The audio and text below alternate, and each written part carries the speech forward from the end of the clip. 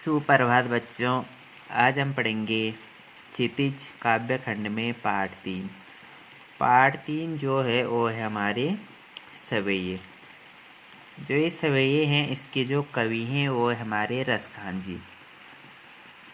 रसखान जी ने क्या किया है, उन्होंने वो श्री कृष्ण के बहुत अच्छे भक्त थे, तो उन्होंने श्री कृष्ण के बारे में इस सवैये में उन्होंने उनका वर्णन किया है। ठीक है, इस सवैये में 4 पद दिए गए हैं और चारों पदों में उन्होंने कृष्ण का अलग अलग प्रकार से उनका वर्णन किया है। ठीक है, अब देखो जो पहला सवैया है उसमें रसखान जी ने कृष्ण और कृष्ण भूमि के प्रति अपना प्रेम उन्होंने प्रकट किया है। ठीक है, जो दूसरा सवैया है, दूसरा और तीसरा जो सवैया है उसमें उन्होंने कृष्ण के रूप सौंदर्य के प्रति गोपियों का वर्णन किया है। ठीक है, उसके बाद जो चौथा सवैया है उसमें उन्होंने कृष्ण की मुरली का वर्णन किया है। ठीक है, चलो अब यहाँ से पहले सवैयों को पढ़ते हैं और इसका अर्थ को समझते हैं। ठीक है, तो पहले सवैये में रसखान जी कहते हैं, मानुष हो तो वहीं रस खानी बसो, ब्रिज गोकुल गाँव के ग्वारन, जो पशु हो तो कहाँ बस मेरो, चरो नित नंद की धेनु मंझारन, पाहन हो तो वहीं गिरी को जो, कियो हरि छत्र पुरंदर धारन, जो खग हो तो बसेरो करो, मिली कालिंदी कूल कदम की डारन। ठीक है, तो पहले सवैये में रसखान जी क्या कह रहे हैं, कवि रसखान जी ब्रिज भूमि के प्रति अपना अनुराग प्रकट करते हुए कह रहे हों कि यदि मानुष हो तो वहीं रसखान बसो ब्रिज गोकुल के ग्वारन।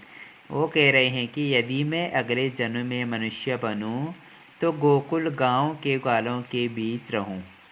ठीक है, फिर वो कह रहे हैं, जो पशु हो तो कहाँ बस मेरो, चरो नित नंद की धेनु मंजारन।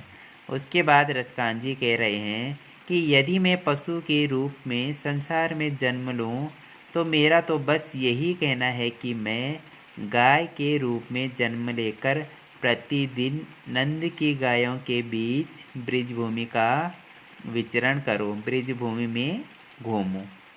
उसके बाद वो कह रहे हैं, पाहन हो तो वहीं गिरी को जो, कियो हरि छत्र पुरंदर धारन।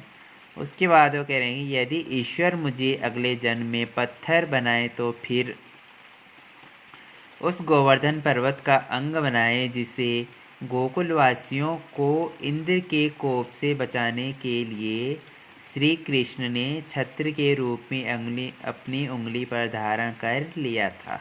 ठीक है, उसके बाद वो कह रहे हैं, जो खग हो तो बसेरो करो, मिली कालिंदी कूल कदम्ब की डारन।